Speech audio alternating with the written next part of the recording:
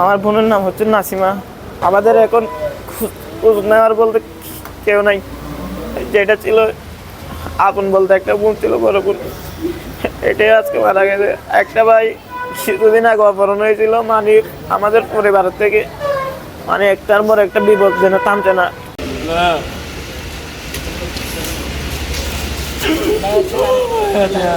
হয়েছিল 12টার দিক থেকে।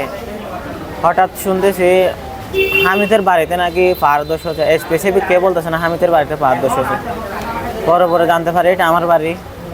আমার বোন থাকে, আমার জিজু থাকে, আমার বাগিনা থাকে এবং আমার একটা ছোটো ভাই থাকে। পরে এখানে গিয়ে দেখি আমার বোনকে মাটি থেকে এটা দেখা গিয়েছিল। এটা দেখা যাওয়ার পরে একটু করে হাত দেখা গিয়েছিল।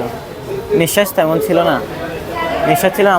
আমার জিজু যে ছিল তাকে কোমর অব্দি মাটি চাপা পড়েছিল। মাটি চাপা পড়ার পরে একটু যে তাদেরকে আমার মামা, আমার ছোটো ভাই সহ মিলে কক্সবাজার সদর হাসপাতালে আনে এবং এখানে আমার জিজু এখনও অ্যাডমিট আছে, সুস্থ আছে। তবে আমার বোন মারা গেছে, আমার বোন আর বাঁচে নেই। আমাদের একটু ভরসা ছিল যে এটা আমার বোন। আপনার বোনের নাম কি?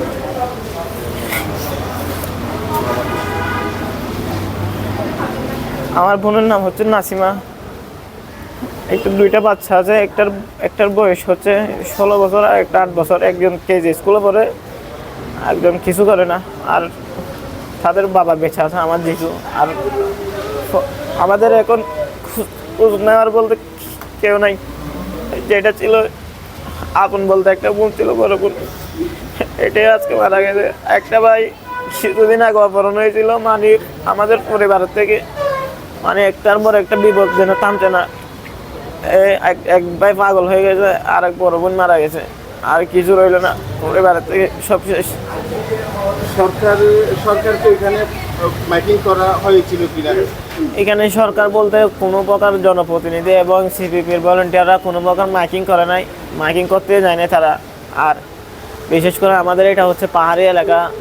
আমাদের বাসা হচ্ছে সমতলে, আমার বোনের বাসা একটু পাহাড়ে ছিল বিদায় এখানে একটা গাছ আছে, মেহগুনি গাছ, এটা ভেঙে আমার বোনের বাসা ভেঙে ফেলছে। এখন আমার বোনটা মারা গেছে।